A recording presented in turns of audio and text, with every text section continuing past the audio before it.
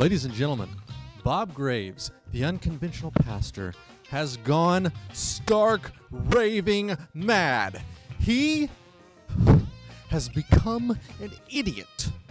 Tonight, he is going to alienate everyone in this audience and call everybody stupid. Can he be serious? Will you ever watch again? Will you even watch tonight? Or is he just kidding? No, he's not kidding. Well, I don't know. The only way to find out is to stay tuned in just a moment.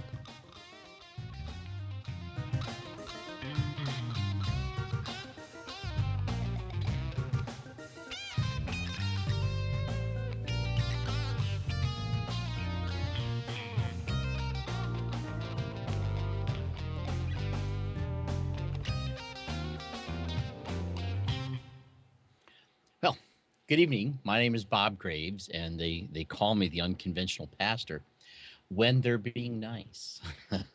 And who knows what they'll call me after tonight.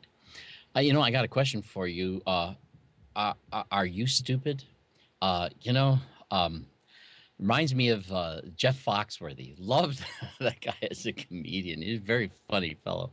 But, he had a line of jokes that just were so popular that you might be a redneck if. But I'm thinking tonight, you might be stupid. Well, if, for example, you've lost most of your teeth opening beer bottles, you just might be stupid. You might be stupid if you have to walk your son to school every day because you're both in the same grade.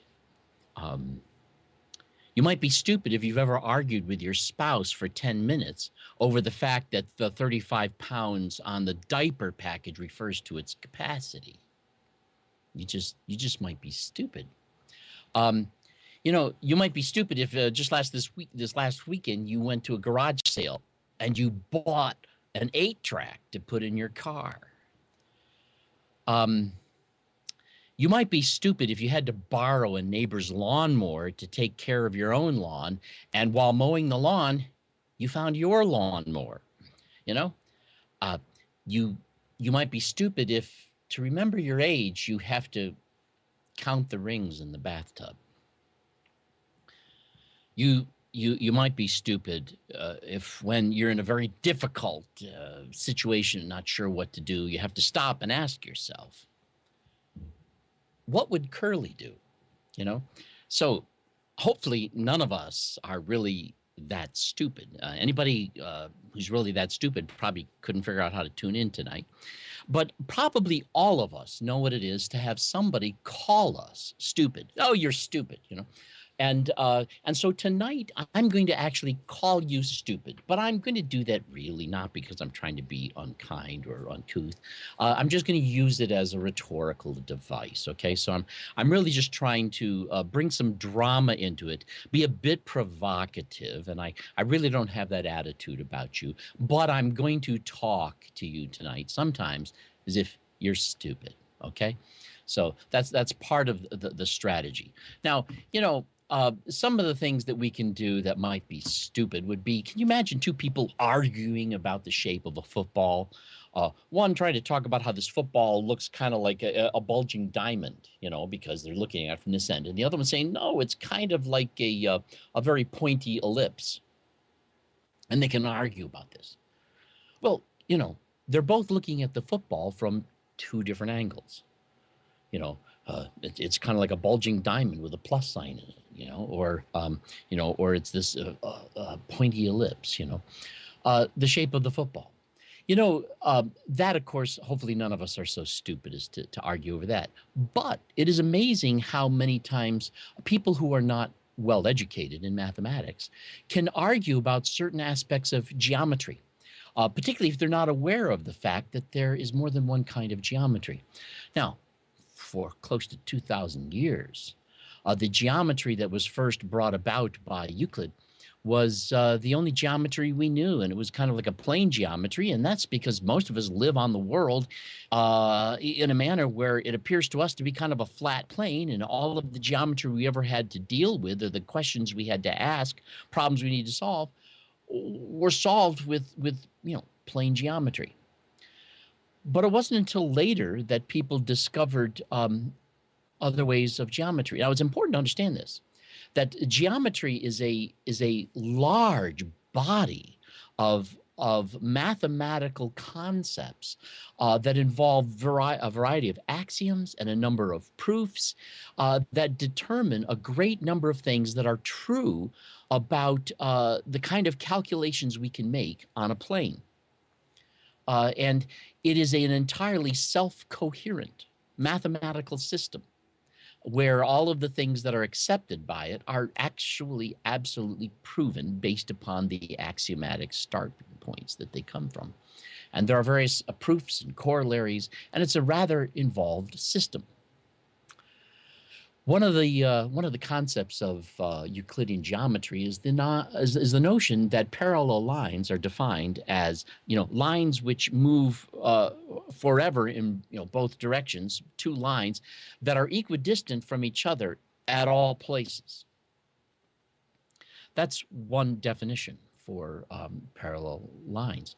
But in a non-Euclidean geometry, there's actually a different definition where parallel lines are defined as two lines which meet at infinity and don't touch each other in between. Now, that might seem a little odd to you, but the truth is it's not odd. In fact, we have other kinds of geometry that we've since learned to work well with. Indeed, Einstein's theory of general relativity was developed by seeing, the universe in a non-Euclidean manner. We now refer to the standard plane geometry as a Euclidean geometry, and by the way, it's not the only kind of plane geometry either. But we refer to it as Euclidean now only because after 2,000 years we have discovered there's other kinds, and up until then we just didn't call it Euclidean geometry; we just called it geometry. But there's such a thing as spherical geometry. What is what does a triangle look like on a sphere, and how much do the angles add up to on a sphere? You could see how if you had a triangle that went from the North Pole down to the equator, quarter of the way around the Earth and back up to the North Pole, every angle on that triangle is 90 degrees. This is a little different than plane geometry. We have spherical geometry. We even have something called elliptical geometry, which is often used for, sending rockets out into space. You want to get something out to the moon. There's something called hyperbolic geometry. And the truth is we have discovered that there are aspects of nature where the space we are dealing with behaves like a sphere, or the space that we are dealing with behaves like an ellipse, or the space that we're dealing with, is like various different shapes. And we have discovered many different ways of calculating the angles and the lines and the shapes and the objects that occupy those spaces, and the formulas we need to calculate in order to answer problems within that kind of geometry. Now, mathematicians, people who are intelligent enough to be good at math, are aware of the fact that all of these different systems are fully self-coherent and self-consistent. That is, all of the laws, the rules, the proofs, the corollaries within each of these systems are completely consistent. However, if you start to mix some of the theorems, the proofs from one system of geometry and start trying to apply them in a different system of geometry, you're going to be totally wrong. But you could see how it would be stupid for two mathematicians, they obviously wouldn't really be very good at math, if they're going to argue about which version of geometry is the correct one. That's stupid. That's totally stupid.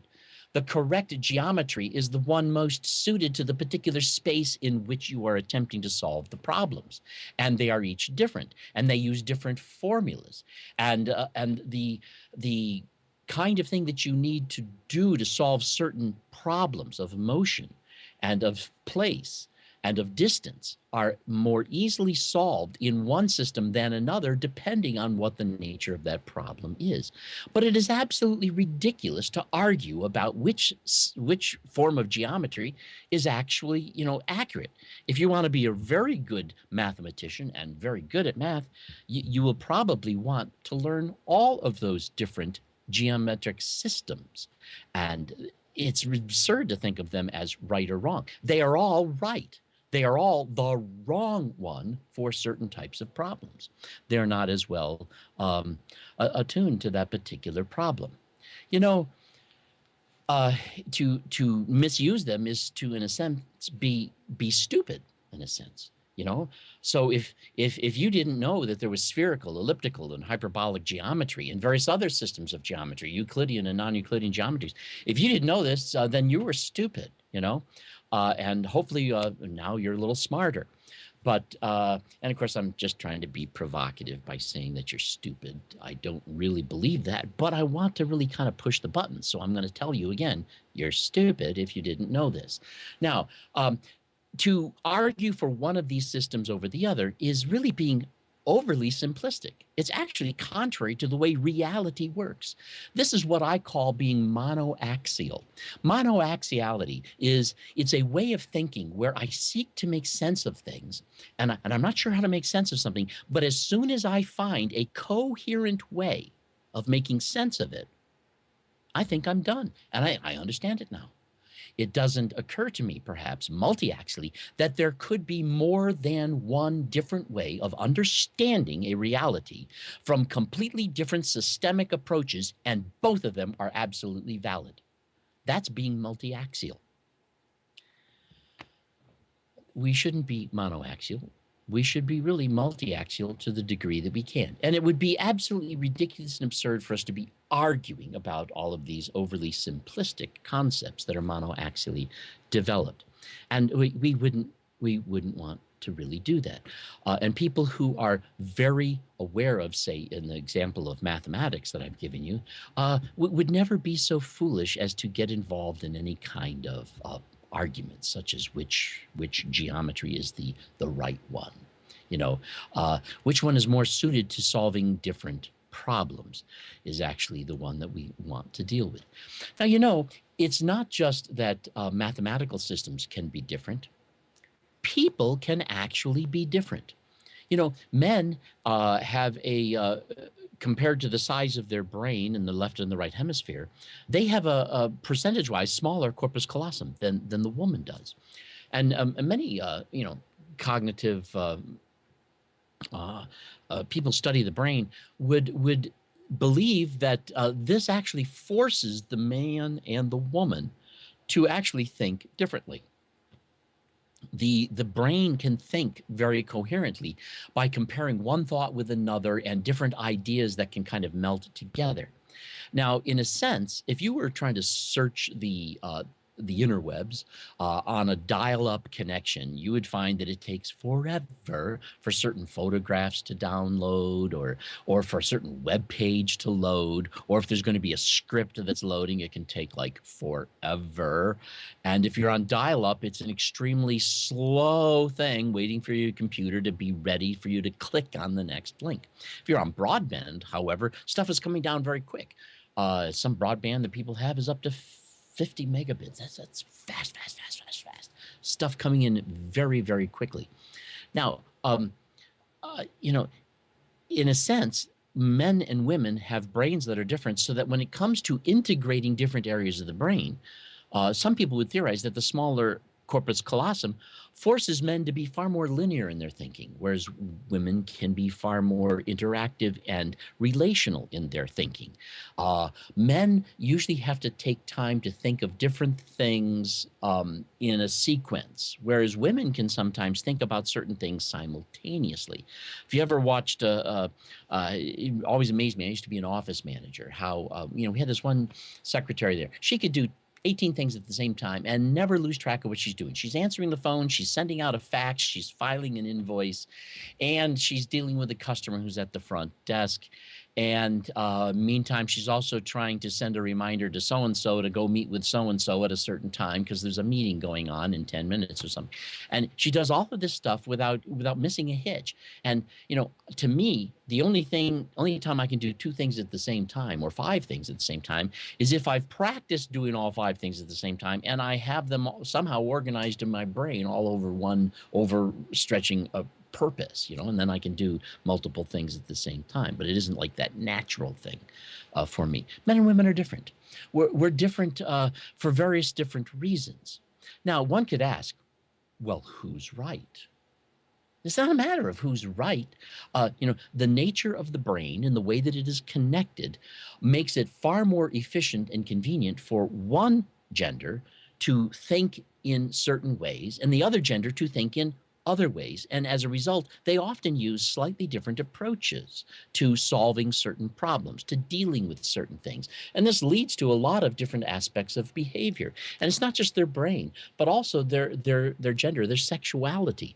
I'm not going to get too graphic here, but the truth is, men sexually, their primary sexual organ is something that's sort of external to their torso, whereas for women, this is something that is upon them, and their sexuality is also experienced within them in a sense. And this causes the sense that they have towards sexuality to be very, very different. Also, the fact that the woman is going to carry the pregnancy and the man is not. This actually forces men and women to consider the risks and the needs and the approaches to sexuality and relationships very differently. In fact, some psychologists have suggested that men have a hard time committing to a relationship that they don't understand as having a commitment of sexuality. On the other hand, women are just the opposite. They have a hard time committing to sexuality until they feel they're comfortable in a situation that is committed to a relationship. And there's these differences between men and women. And Helmut Tillich, in his 4-volume set of theological ethics, I think volume 3 was on sexual ethics, he even suggested that these differences exist in a manner that force us to not be able to think the same way about our sexuality, so that if we are going to live together in love, we both are forced to get outside of ourselves and to appreciate the way the other person thinks in a manner that is in some ways a lot like us and in other ways not like us at all. And this forces love to be something that we can get outside of ourselves when practicing. Empathy is not just something where I imagine how I would feel if that was happening to me. I am not this other person. This other person is in a different context. And as a result, these things mean something different to them than they mean to me. And as a result, if I'm going to love them, I have to get outside of myself and understand what it means to them. If I don't do that, I'm being stupid. Okay? I'm not dealing with reality. And again, I'm just kind of using that word stupid here to be a little bit provocative. Men and women are different not in that way, but in body language. Men tend to use their body as a way of maintaining territory, space. Women try to give room the way that they use their body to make sure there's room for other people. A man might sit on a couch and kind of sprawl his legs and hold his arms out, where a woman will sit there and kind of pull herself more closely together. We have different postures that we use. We have different orientations. Women, if they were going to have a panel discussion, would far rather sit around in a table. Men would enjoy more so sitting all on a straight line so that they can be there sort of like for the audience, each of them on display. Now, these aren't hard and fast rules, but generally speaking, we are different in the way we orient ourselves in order to communicate with crowds and with people, with individuals. We use slightly different gestures. We use eye contact in different ways and for different purposes. And sometimes this causes men and women to misunderstand each other. Our argument styles, implication of rhetoric and veiled questions that women prefer to use because they're trying to be polite. They're trying to cooperate operate. But men sometimes experience that as manipulation when it's really their attempt to not be pushy, whereas men tend to be more involved with direct data, logic, or so they think. Being right versus protecting feelings is something that's not always a gender opposite, but people come not only in different genders but different personalities. When men tend to apologize, for example, men tend to apologize in a way where they're trying to reestablish a working pecking order. Women are apologizing in order to try to reestablish a reconciled connection. And so we're different sometimes in the way genders operate because we are different people who relate to the world in different ways, because we find ourselves biologically in ways that are similar contexts, but in other ways that are very different contexts. And because we're coming from those different contexts, we think and behave differently. And this is no different than that Euclidean geometry, the hyperbolic geometry, the spherical geometry. There are ways of thinking that are more suited to certain contexts. And if you're a woman or if you're a man, you're in a different context. And there's a way of thinking that is more suited to this. If you think that men are right and women are wrong, you are stupid. If you think that men are wrong and women are right, you are stupid. And if you think that what men think trumps what women think, or what women think trumps what men think, you are stupid. They are both right and can both be entirely self-coherent within the system of the context of who and what they are. And that's important to understand. Men and women are different. A few other ways that I was thinking of mentioning, and that is that interruptions. Men tend to interrupt in the conversation to clarify points, but women tend to interrupt to support. But men and women both feel rudely interrupted by the other whenever the woman is saying something to be supportive. I'm trying to say something here, and if you're not going to clarify what I'm saying, then what are you interrupting for? That is the man's feeling. If the man is trying to clarify something and say something, I'm talking, you're not listening to me. And the funny thing is that even though some of us can be aware of these differences between men and women, we never remember them when we're involved in a conversation and things start to go poorly. It can be difficult to do. So it looks like we've got a viewer comment here. Let's see what we've got here. A viewer comment. Some people in our Florida studio booed at one of those statements, and some booed at the other. Woo! They might have been polarized by gender, but I didn't count. Well, isn't it interesting how we might boo at one and boo at the other, and it's because I don't have no idea what it was, and maybe it was even a funny thing. But it is true that when we are coming to situations from a completely different context, we want other people to think clearly and coherently in a manner that fits well with my context. And I want to say that is being stupid. Okay? That's what I want to say. That is being stupid. Okay.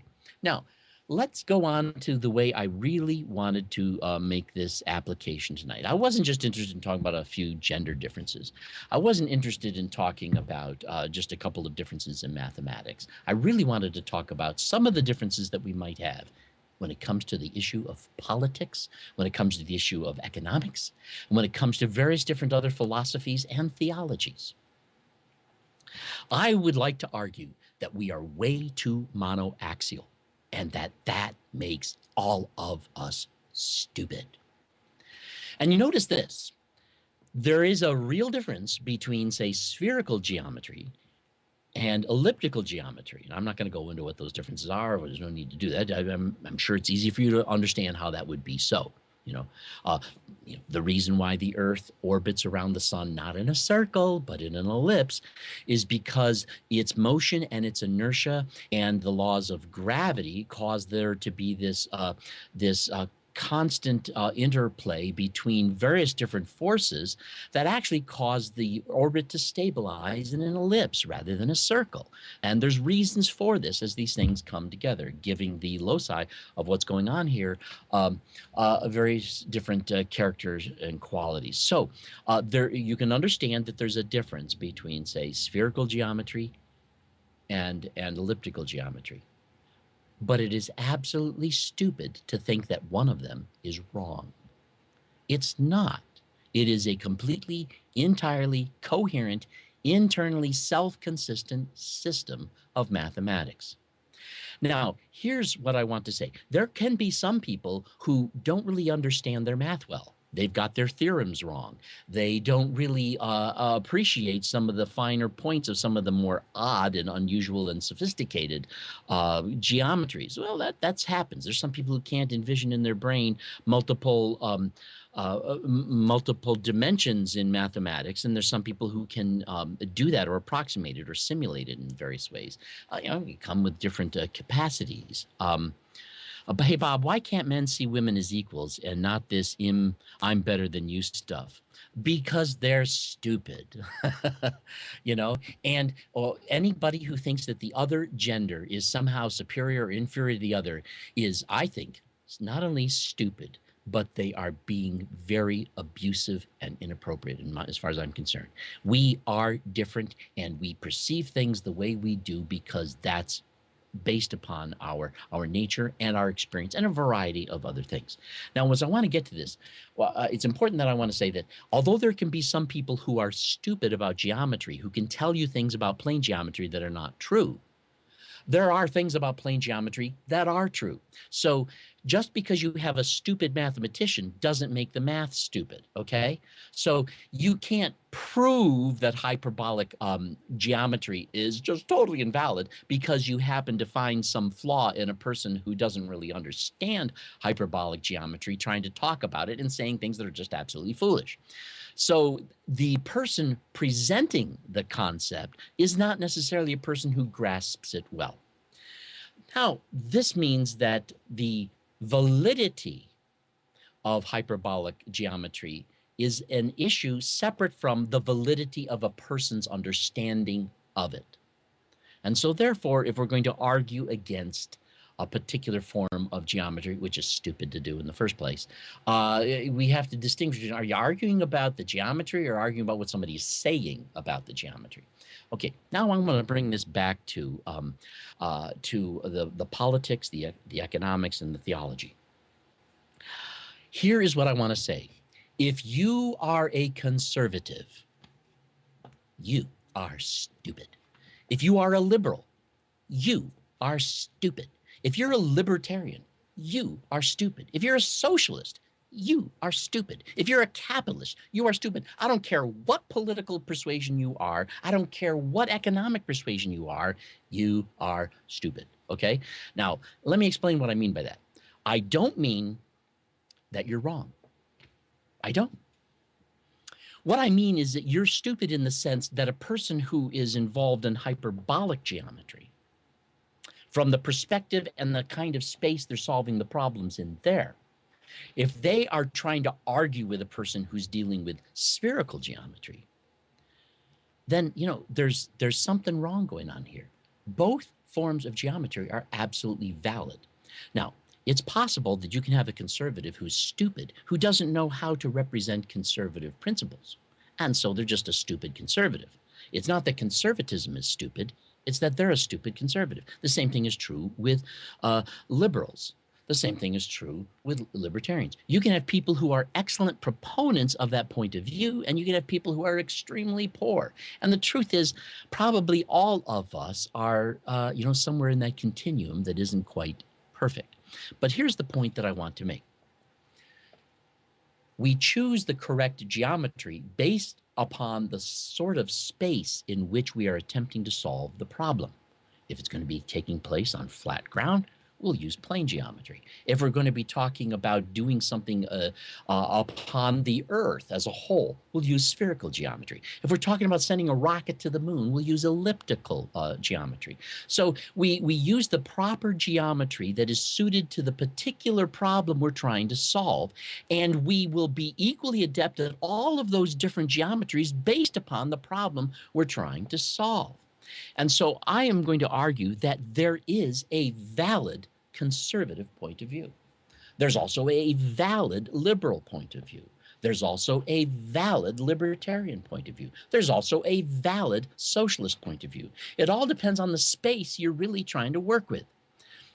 conservatism isn't really always conservative the way it used to be. Philosophically, conservatism used to be based upon the recognition that the resources of planet Earth are some of them renewable and some of them non-renewable, and the renewable resources possess a renewing rate faster than which you can't consume, or these things will be completely destroyed. And if you go slower than their renewing rate, you can maintain a constant supply. So conservative philosophy used to be based upon a notion of managing resources in a manner. And so people who have used that as a model of building, even extending that out into political planes, have become what we call conservative. Today, conservatives don't really have conservative views. They just have views that are identified as belonging to the people who identify themselves as conservatives. Same thing's true with liberals. Not all of their ideas are really truly liberal. From the standpoint, the liberal is the person who is seeking to create the most satisfaction across the board for various other reasons and purposes. The libertarian is a person who perceives the world as a set of problems that involve the individual and the protection of property and the rights of the individual. They're championing liberty and freedom. Now, Marxism, communism, these are usually philosophies that are developed by people who are near the bottom of the rung of the social totem pole. They're trying to find a way of organizing the culture and society in a way that meets their needs without their having to rise to the top of the kind of leadership they are personally not even interested in having. Pretty sure you said you're a Republican, laugh out loud.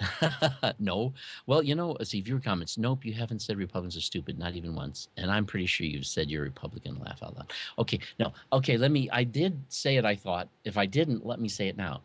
I don't care if you are passionate about a specific political philosophy, I don't care what it is, you are stupid, okay? If you are passionate about a particular economic approach, you are stupid. And that's not to say that you're wrong. It is to say that you're not multi-axial.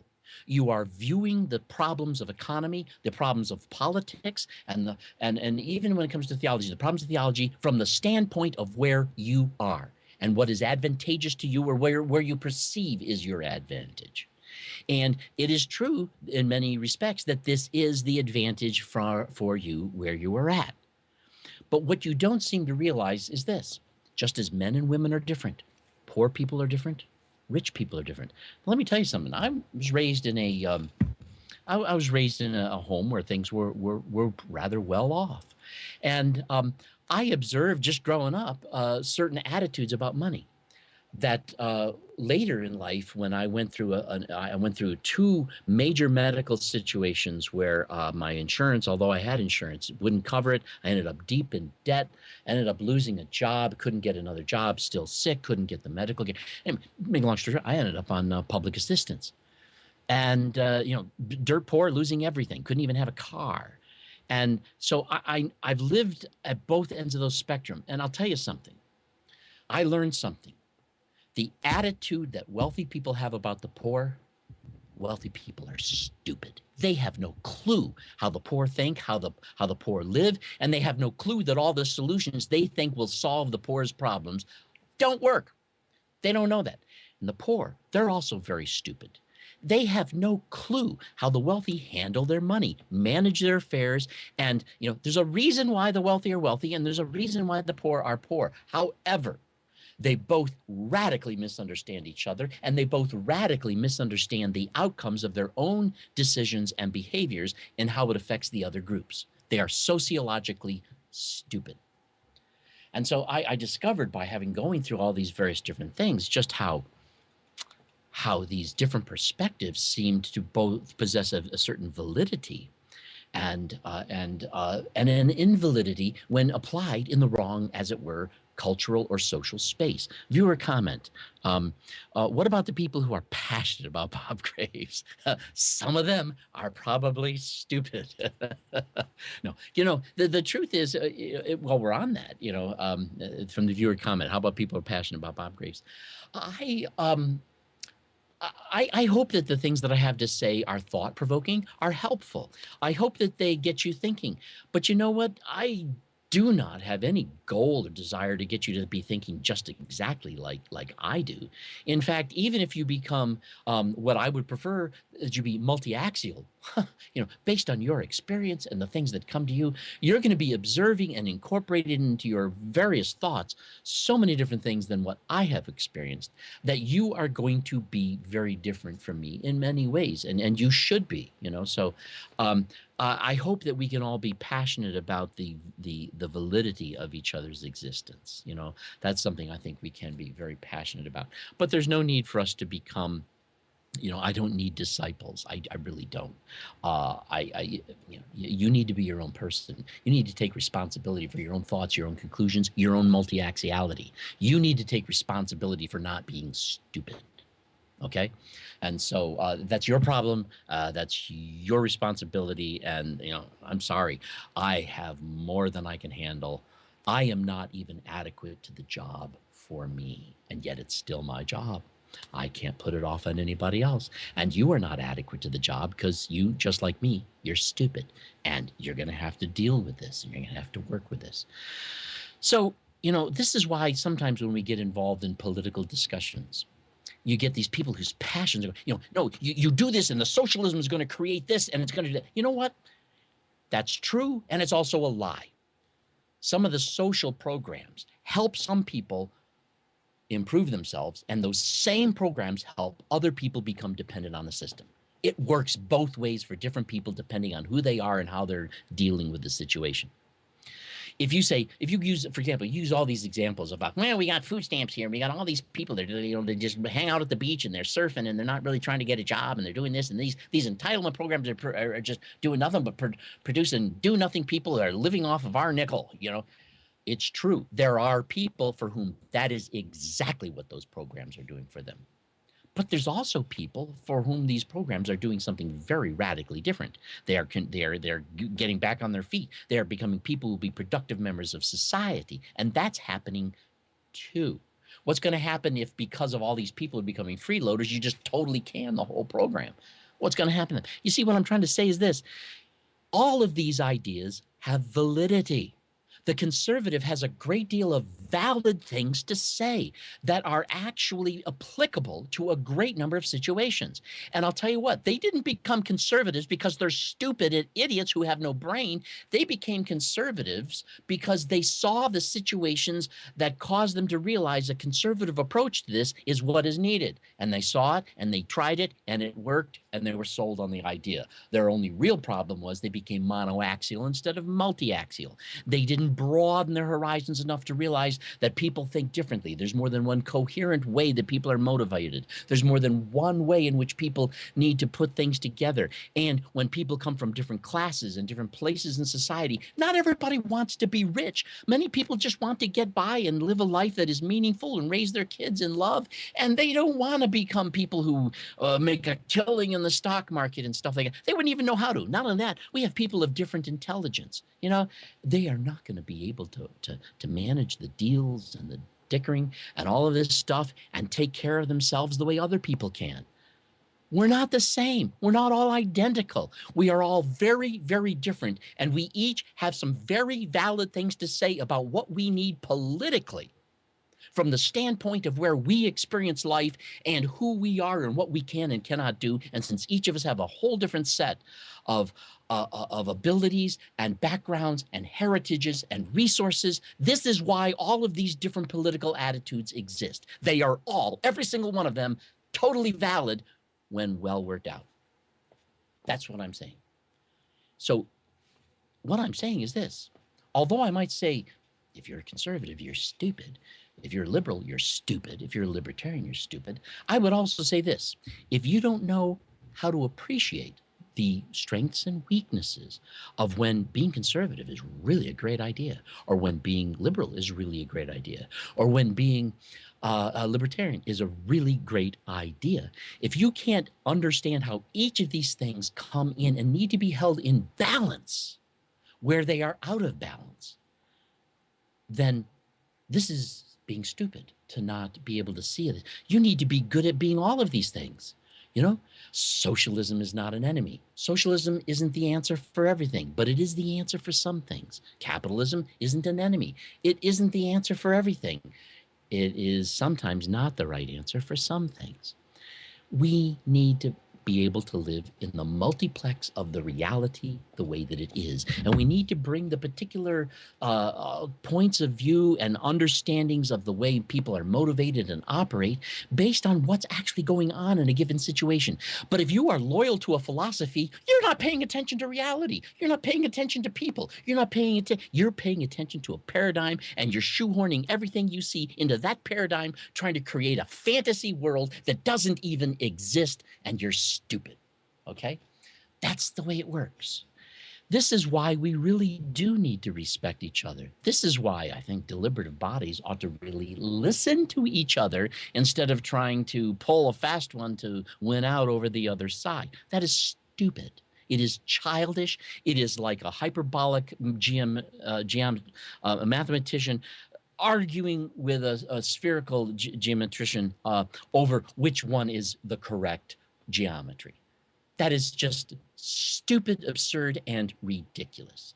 And if you had an appreciation for how sophisticated and complex and multi-axial reality is, including the reality of what human beings are, what they need, what motivates them, what their experiences say to them, and the tremendous flexibility that anthropologically lives within people as they combine form, function, and ideology into a coherent meaning of their lives, you would realize there is far more than just one coherent way of seeing this, and you will never get the entire world on board in just one way. It can't happen. It is impossible because we will never be the same person. And so this means if we're going to be honest and if we're going to be truly productive, we need to realize that each of these ideas possess a level of merit and a level of demerit. And we need to be flexible enough to realize that championing an idea is stupid.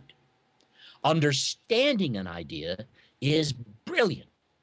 And recognizing when a particular idea fits well into a certain situation and when a similar situation really requires a different idea to get that one back into balance, then you're starting to be real smart. So I'm going to argue that we all, and by the way, I should include myself in this, we all have the ability to be stupid. We all have that ability. We become stupid when we reduce life to a formula instead of recognizing that life is vibrant, living, flexible, and ambiguous at times, and will always come up with surprises in ways that you have discovered you have never really understood it. And so this way of approaching life where you are interested in being multi-axial. Let me kind of redefine that a little bit here. I said that monoaxialism, that is when you live your life and you begin to perceive real problems and you look for solutions for these problems and you find something that makes complete sense to you and you're done. You're stupid. You need to do more. What you have found is only one way of coherently appreciating the situation. You need to discover that there are multiple totally coherent ways of making sense of the complexities and the chaos of reality. And you should sharpen your tools to develop as many of these different ways of understanding the approaches to life and discovering that some of them will work better in certain situations and some of them will work better in others. And to be a champion of one and not of the other is absolutely stupid. It reminds me of something that I liked that Dr. Phil said. I like more of the way he thinks than the way he behaves, to be honest with you. He's somebody who rubs a lot of people the wrong way, but I'll tell you, sometimes a lot of things he says, I like what he has to say. One of the things he said in his book, Family First, that I thought was brilliant. He said there are a variety of parental styles. You should not choose the parental style you are most comfortable with. You should try to learn a variety of parental styles and settle in on the one that is most effective with your children in enabling them to grow up and take responsibility for their own adult life. And that's not always an easy thing to do. But he's talking about choosing the method that is most effective in the circumstances in which you find your children. Because after all, that's what the parenting style is all about, raising the children. You're already an adult. You're responsible for your adult life in a different way. We're not raising you. You may be raising you, but that's not what the family's doing in a sense. So, there's a sense in which we need to bring the applicable insight to the actual situation based on how the actual situation is functioning. And when we try to turn this into just a complete generalized truth across the board concept, and we champion a conservatism or a liberalism, or it just is stupid. Let me give you another example I think is interesting. I was talking once to this one Christian woman who told me, the Holy Spirit has given me the gift of mercy. And what she really meant by that, although she didn't know that, is that she was an extremely codependent person and she just wanted to be nice to everybody. And she had no clue that sometimes the niceness that she was to people was really just her own way of coping and dealing with things. And some of the nice things she did to other people didn't really help. Sometimes it really hurt them. Trying to keep people from suffering from their own mistakes sometimes is the way to keep them from learning from their mistakes. Some people need to suffer from their own mistakes. And some people, if they suffer from certain mistakes, are going to be so discouraged they won't get on the other side. Basically, people who need mercy many times are the people who are fully aware of the fact they deserve justice. And the people who realize they deserve justice are sometimes great candidates for mercy. The people who think they don't deserve any sort of justice for things they ought to be responsible for, they don't deserve mercy. And mercy isn't the kind of thing that would help them. And I'm not saying that, so let's take our vengeance on it. That's what I'm saying. I'm saying, do you want to help them? A person needs to own their behavior before they can be responsible. But they can't own their behavior to the point that it destroys them. That's of no value. So justice and mercy is a thing that I think we need to learn how to be both just and merciful. I think we need to know how to exact the penalty of things of the consequences of actions, and learn how to just kind of pull back on all of that and to choose which one is really best for the situation that will really help the person who's going to experience that based on where they're at. And this is not a formula that exists because of a philosophy of justice or even a philosophy of mercy, because people aren't philosophies. They are people. Social situations are complexities of a wide variety of groups. And all of these different groups have their own history, their own background, their own needs, their own perspectives, their own anthropological culture. And as a result, they are going to bring to these different senses of values, different coherent ways of making sense of it all. And this is why we need to be far more open to a wider variety of political ideas. We need to turn this into a smorgasbord, something that we are more or less familiar with all of it, instead of being a championing of one narrow-minded point of view.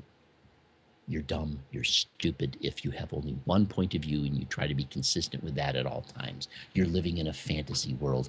The world doesn't exist that way, and you will never get anywhere. I want to encourage you to be multi-axial.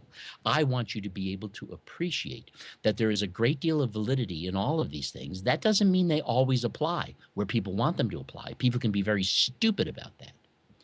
But it does mean that sometimes when we're involved in a discussion with somebody about whether or not an idea is appropriate, we're not always discussing whether or not the idea itself is valid, but whether or not it is applicable to this particular situation. And that is a very difficult conversation to have with somebody who just believes they need to champion their own particular point of view and their own particular philosophy, because they don't believe that there's ways in which that philosophy is very applicable and ways in which that philosophy is not applicable.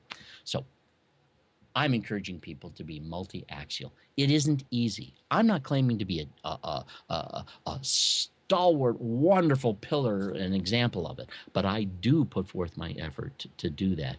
And I find that it has helped me to be able to kind of reach out and understand far more things than I used to. And it's helped me to deal with these things in a very different way. So I would encourage you to stop being stupid. Broaden your horizons. Recognize that the reality of life is far more complex than any of us are ever going to settle it or resolve it or figure it out. And so therefore, we really need to be open to appreciating and understanding that even though someone else may come from a different space, a different place culturally, a different place economically, that they're going to have different philosophies that are valid, and that from our own standpoint, the things that make sense to us will be abusive and wrong for other people in ways we will never be able to acknowledge or deal with. Like I was saying earlier, and I'm running out of time here. When I was much better off economically, and when I was very poor economically, I saw a great deal of misunderstanding of the poor and of the wealthy from both sides. And both in terms of how they had each other wrong, and in terms of how they didn't realize how the other one was so right about so many things. And it took actually living in both places to be able to appreciate that. And until I lived in both places, I couldn't appreciate it.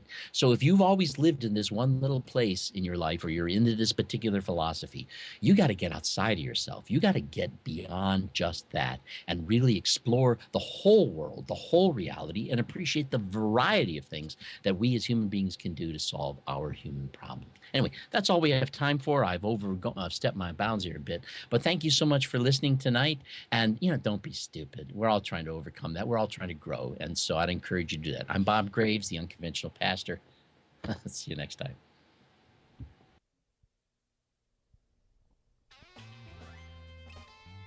Ladies and gentlemen, stick around. In just a moment, the Cult of Honesty will be shaking up your world once again. Can you stand it? I think you can stand it. You'll be okay. Come on, join us. It'll be fun. In just a moment.